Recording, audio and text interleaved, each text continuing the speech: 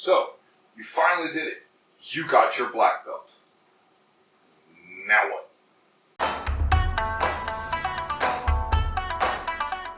Hi everyone, welcome back to another Scotty Karate video. Today we're going to be going over what happens after you get your black belt.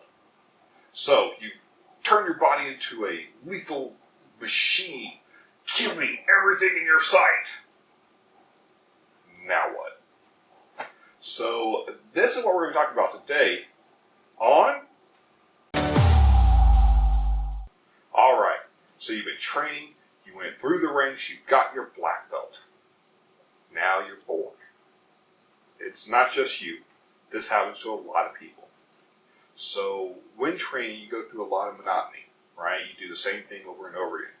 You got the Japanese, proverb of do something 10,000 times and you get good at it.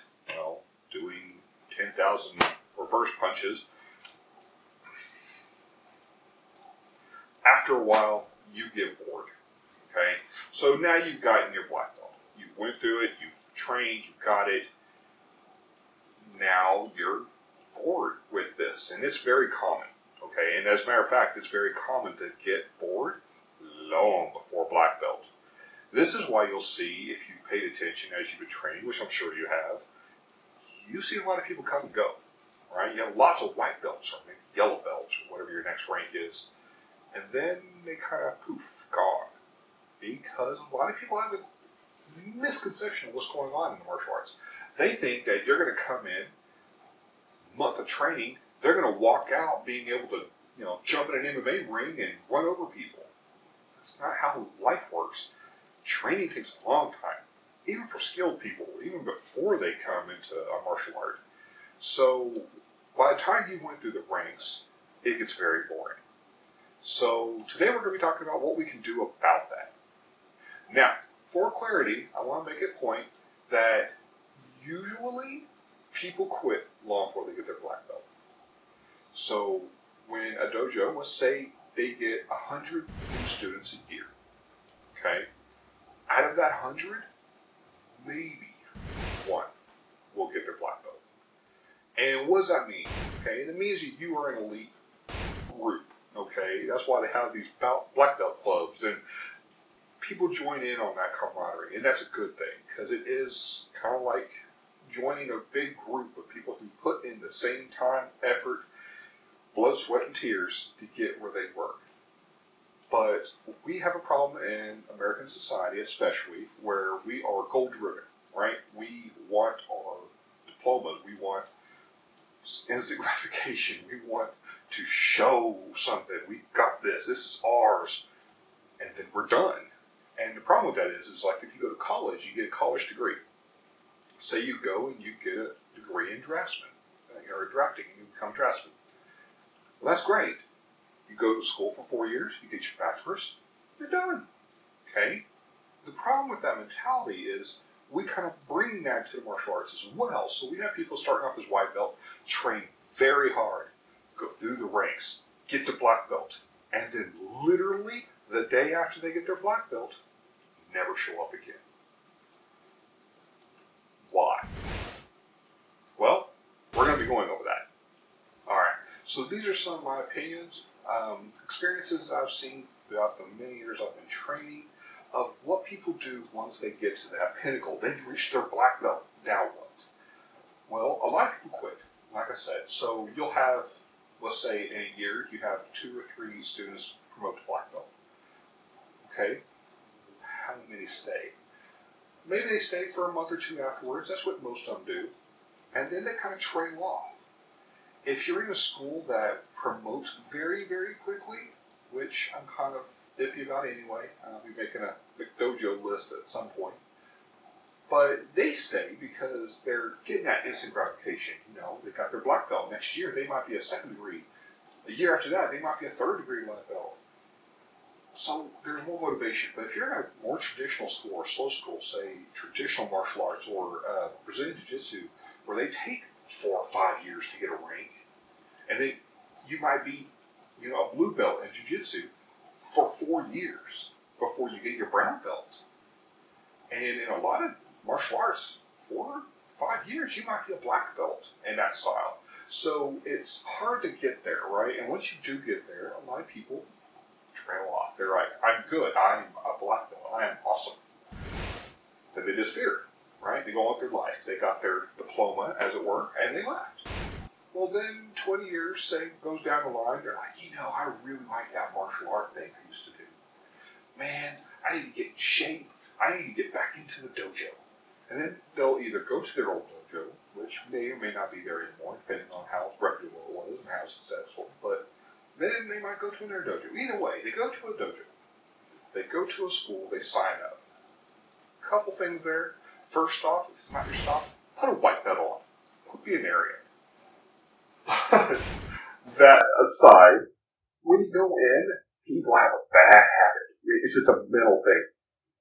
16 years old, I was able to do a triple flying roundhouse in the sky, breakboards, land, and see, that's great when you were 16. Now you're 35, and you haven't already done that in 20 years. Then what happens? Well, this is a true story. This happened to one of the guys that came back to my dojo. Came in, he was about 50 years old, 45, 50, a little bit older. Came in, did it for years, right? He did it all the way growing up. He got his second or third degree black belt and a very traditional martial art, very well trained. And come to find out, he's very skilled. He had lots of knowledge, right? The knowledge didn't go away. Fortunately, martial arts is a perishable skill, and if you don't do it, you lose it. So that's what happened to him. First night he got in there, he's doing all this stuff with young bucks trying to keep up, and they're doing, very quick, let's say, spinning back kicks, which is what got him. He decided to show off and show how good his spinning back kick was. Going against the banana bags or the shields, whatever you want to call them. And he goes and does his spinning back kick, and then he puts that foot out there, and as soon as he does, you hear him. And he went to the ground. Knowledge was there.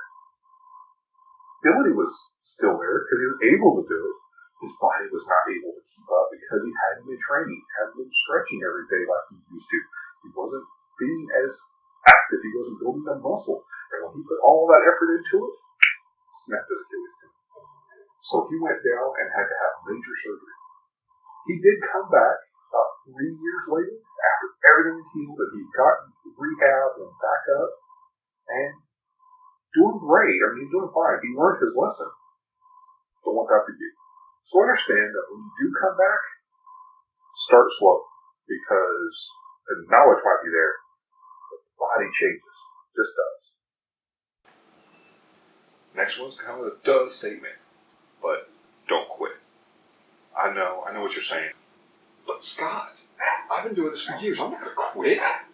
I know, bro, but I need you to focus. Stay in the game. You think you're not going to quit. Life happens. You'll be going to, say, 2 or 3 classes a week. You'll be doing good. Very solid work. Then you decide to get married. You move, which is a huge one. Your job changes, and you no longer can go. Let's say you take a job, and the shift is right when your class is. Either you're changing schools so you can go at the other times, or you sacrifice and you don't go, at least until you can change shifts or jobs. These things happen. Moving is the biggest killer. You'll be out trying to get stuff done, and you can transfer to a new city, new state. And now you have to start over, or you can start off at all, which is very common. That's how a lot of these people come back into the dojo. They're like, oh yeah, well, I trained when I was younger. When I went to college, I stopped, and then when I got out, I moved to a different state, and it happens. It happens to everybody. It is not a problem. That's not the issue. The issue is to keep training. Okay, so find local friends. Find martial arts people in the area you can train with just to keep your skills up. Or you can join a new dojo. It's not a big deal. Learn a new martial art.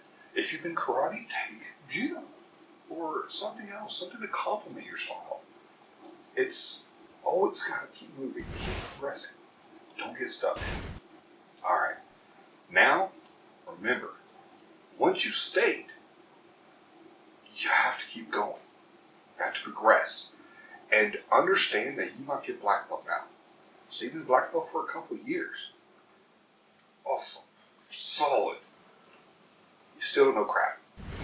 I mean, I'm sorry, you just don't. It takes your entire life to be good at something, especially something that changes and evolves as much as martial arts has. No one can look at karate or kung fu or something 1,000 years ago and go, that works today. A lot of it does, you were correct. And some stuff, we're learning more, we're finding out more, right? So if you don't progress, you stay stagnant. All right, everybody. Well, that's what I was going to go over today. Just some helpful advice. Maybe you have a black belt and you've been stepping out and you're like, well, maybe I shouldn't. Maybe this gave you some food for thought. Maybe you're not even a black belt yet. These things happen. So know that when you get your black belt, it is not I'm done. No, this is just the beginning of the story. Getting your black belt means you have some skill sets that you now need to develop and grow. It doesn't mean I am now the best, no one shall mess with me, the end. But people think that. Don't think like that, because that will be dangerous. Dangerous for you, dangerous for your future. Don't want to get hurt, especially over arrogance that you could have easily avoided. Alright, everybody. Well, that's all I have for you today. If you like the video, please like, comment, and subscribe. Hit the notification bell down in the corner so you can see when my videos are posted. And as always, the more you train, the easier to fight.